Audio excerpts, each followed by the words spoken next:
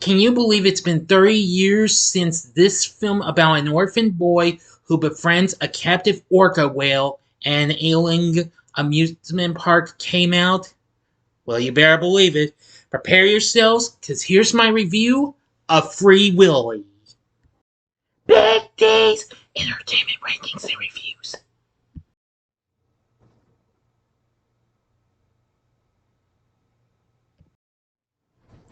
So, greetings, my fellow YouTubers, and welcome to Big D's Entertainment Rankings and Reviews. My name is Doyle, better known to as the Big D, and this time around I bring to you a review of the 1993 family drama flick Free Willy, released by Warner Bros. Along with Regency Enterprises. The film was directed by Simon Wincer, who was already best known for directing lots of movies, including Daryl, Quigley Down Under, and one of my favorite guilty pleasures, Harley Davidson and the Marlboro Man. The film was produced by Lauren Schuller and Jenny Lou Tugend, written by Keith A. Walker and Corey Bleckman from a story by Walker, starring Jason James Richter in his feature film debut, along with Lori Petty, Jayne Atkinson, August Schellenberg, and Michael Madsen, with the eponymous character of Willy played by Keiko.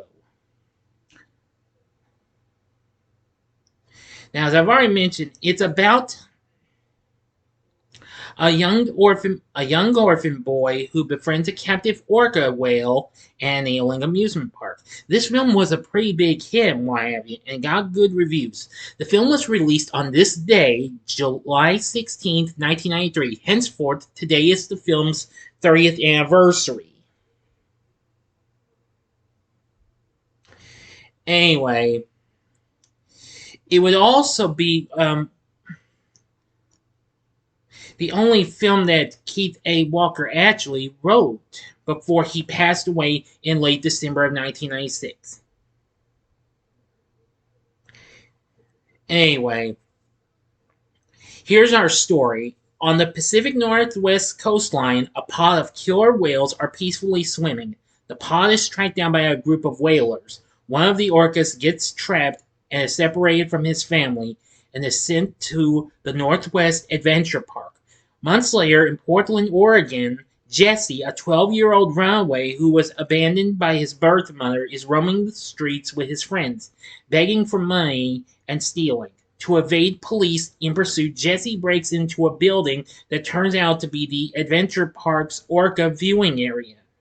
While doing graffiti on the building walls and its water tank, Jesse comes face to face with the large orca before ultimately getting caught by the police. Later, his social worker, Dwight, informs him that foster parents, Annie and Glenn Greenwood, would be happy to take him in. Jesse, who hopes to be reunited with his birth mother, begrudgingly goes to live with the Greenwoods. In lieu of being sent to juvenile hall, Jesse is allowed to make up for his vandalism at the park by cleaning and painting the observation area. He forms a bond with the orca named Willy, while he takes a liking to Jesse's harmonica playing. He also befriends Randolph and Ray, a caretaker and trainer at the park, respectively. One night, Jesse sneaks out of the house to visit Willy and accidentally falls in the tank. He nearly drowns, but Willy saves him and brings him to the surface. Randolph and Ray notice that Jesse is the only human the normally ill-tempered Willy responds to, and eventually Jesse is offered a job at the park, and he also starts to warm up to the Greenwoods. Jesse agrees to help Ray train Willy for a performance when he learns that park owner Dial has agreed to get a bigger tank for the whale if it can draw audiences. Jesse successfully teaches Willy tricks and gets him to jump high. On the day of the big performance, large crowds come to watch. However, Willy, agitated and stressed by children loudly pounding on the tank walls, refuses to perform. Jesse leaves the stage after audience members start heckling him. That night, a disillusioned Jesse sneaks out to search for his birth mom, but stops by the tank to say goodbye to Willy. Before he can leave, Willy makes crying noises and Jesse realizes he's communicating with the pod of orcas he was separated from. He also happens to witness park manager Wade deliberately putting a leak in the tank. Randolph explains to a frantic Jesse it's part of Dial's plan to kill off Willy and collect the insurance money. Jesse hatches a plan to return the whale to the ocean, with Randolph and Ray joining in. They use a forklift to transport Willy onto a truck stolen from Glenn. Now, I'm going to go on to the ending. The rest is the ending. So you know the procedure. You have 5 seconds to stop this video. Go to the description box below and fast forward to the time below. If you've seen the movie already, please continue. Here we go.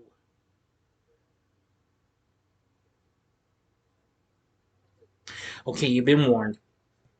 Dial launches a search when he is informed about the missing whale. Jesse, Randolph, and Ray try to stay on the back roads to avoid being spotted. But when the truck gets stuck in the mud, Jesse uses the truck's CB radio to call Glenn and Annie for help. The Greenwoods arrive, and Glenn is at first reluctant to assist with Jesse's plan, but relents when he pleads with him. Glenn drives the truck to Dawson's Marina, where Dial, Wade, and their men have assembled at the gates to stop them. Glenn smashes through the gate, turns the truck around, and backs Willy into the water. After a struggle in the water with Wade and his men, Willy manages to swim away. However, two of Dial's whaling ships seal off the marina. Jesse runs toward the breakwater and encourages Willy to follow him and jump over. On the breakwater, Jesse recites a Haida prayer Randolph had taught him through the story of Madsen before giving Willy the signal to jump. Willy makes the jump over and lands in the ocean on the other side, free to return to his family. While dismayed, Dial and Wade can only watch. Jesse thanks and hugs Glenn and Annie as Willy calls out to Jesse in the distance. End of story. So what did I think of Free Willy? Well, I've seen this several times when I was a teenager, and well, for years I never took the time to watch the film again until a few years later. I caught on streaming services like Tubi and other services. I'm going to say Free Willy still is good as it is. Now, this, of course, would be the second film that would be released under Warner Bros. Family Entertainment label. The other one was Dennis the Menace, which was released the same year. Anyway, the film did very well, though it was released alongside Disney's cult classic Hocus Pocus and the film Benefit of the Doubt, which I'm not familiar with that film. But nonetheless, it still did pretty well.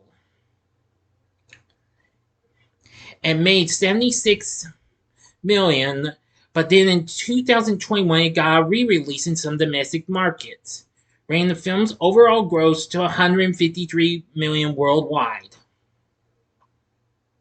Upon its initial release, the film ranked number 5 behind the former film, plus holders from Jurassic Park, In the Line of Fire, and The Firm at the box office, before moving to number 4 the following weekend and stayed there for a couple more weeks during its release. But anyway, it still did very well. Now, its reviews were very good. The film currently sits at 71% on Rotten Tomatoes. And they say that the film tugs at the heartstrings skillfully enough to leap above the rising tide of sentimentality that threatens to drown its formulaic, family-friendly story. True, but it still proved to be a good film anyway. It went on to win a couple of Youth in Film Awards, one for Outstanding Family Motion Picture Drama and Best Youth Actor Leading Role in a Major Motion Picture, which of course went to Jason James Richter. Lori Payne in the film got nominated at the Nickelodeon Kids' Choice Awards, but they didn't win. Richter and Willy, which was played by Keiko, was nominated for Best Kiss, and Richter was also nominated for Breakthrough Performance at the MTV Movie Awards, but they didn't win either. But however, it did win the Best Song from a Movie, which was for its theme song, Will You Be There, performed by the late great Michael Jackson. I'll get to that in a little bit. I do have the film on video cassette, which also includes the Will You Be There music video. I had heard the song several times on the radio before I found out it was in the film. Anyway, now, so I really thought that the story was really good. Basil Podoris, if I mispronounced that name, I apologize, did the score, which was very good. And of course, its soundtrack, which was released by MJJ Music along with Epic Records under their Epic Soundtrack sublabel. Now, aside from Will You Be There, which was more recently originally from Jackson's previous album Dangerous, which came out a couple of years before this, it did give a single release under its reprise.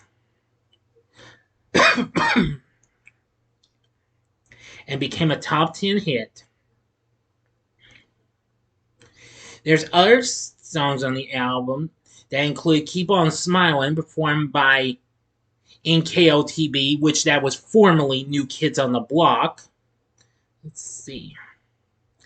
As well as a remix of Right Here by the R&B act SWV, which contained a sample of Jackson's hit Human Nature, which of course everyone knows that came off his album Thriller. Anyway, I thought the soundtrack was really good. Now, as for our cast, we have Jason James Richter in his debut as Jesse. I think he did an exceptionally good job. Lori Petty, who I thought she looked familiar after rewatching the film. Of course, she'd later gone to play the titular character in the cult classic Tank Girl. She voiced Livewire in Superman the Animated Series, plus a lot of other things. Played Ray. She was very good. Jayne Atkinson played Annie Greenwood. She was good. Michael Madsen played Glenn Greenwood. He was good. August Schellenberg played Randolph. He was very good. Michael Ironside played Dial, and Richard Ryle played Wade. Also, there's McKelty Williamson playing Dwight. Of course, the following year, Williamson played Benjamin Buford Blue, a.k.a. Bubba, in Forrest Gump. There's also Danielle Harris in this after she recently did Halloween 4 and 5, playing a runaway orphan named Gwenny, who of course was one of Jesse's colleagues. And Michael Bacall, who I remember that kid. He was recently in one of my favorite episodes of Punky Brewster.